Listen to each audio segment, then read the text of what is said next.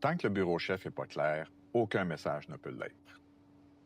OK. Et selon toi, qu'est-ce que le leader du réseau doit faire en premier pour rétablir la clarté? Bien, il faut comprendre que la clarté, c'est un acte, c'est une responsabilité du leader, OK, ou du leader du réseau, ou des leaders du réseau. La première chose, c'est pas juste une question de communiquer puis tout ça. Je pense que la première chose qu'il faut faire, c'est qu'il faut se mettre dans la peau des franchisés. Ça, donc, intégrer dans notre communication tous les messages qui sont nécessaires pour le franchisé pour comprendre qu'est-ce qu'on veut dire. Donc, les grandes théories, les grandes affaires, franchisé, là, moins. Plus concentré, voici ce qui se passe, voici ce qu'on va faire, voici pourquoi, voici ci, voici ça, mais clairement, pour que le franchisé se sente interpellé. Ça, c'est la première chose pour établir une clarté et tout.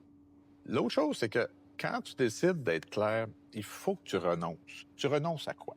Tu renonces à la petite sophistication, aux belles images qui font ci, qui font ça. Tu vas renoncer aussi à des éléments dans ton message que tu crois qui sont importants, mais tu dis non, le franchisé, pour lui, ça ne sera pas important. Donc, il faut vraiment que tu renonces à des éléments que moi, j'appelle de la fioriture de bureau chef, qui, au bout de la ligne, ne donnent rien au message. Des belles présentations, là, que ça dure pendant 25 minutes. Là. C'est pas ça que le franchisé a besoin. Beaucoup plus concret, beaucoup plus puissant, et un message puissant, pas juste un message comme ça. Donc ça, c'est un. Et aussi, il faut que tu, par ton intention, pas juste par l'intention, mais par la stabilité que tu vas amener dans tes communications, là, il y a d'autres choses qui vont se passer. Soudain, le franchisé va constater que la cohérence existe. Ce que tu m'as dit il y a 3 mois, c'est cohérent avec ce qu'on fait aujourd'hui. Donc, il y a une cohérence. Donc, franchisé, moi, je vais adhérer. Donc, c'est vraiment, vraiment, vraiment une position de leadership qu'il faut prendre pour établir la clarté. Et il se sent rassuré aussi.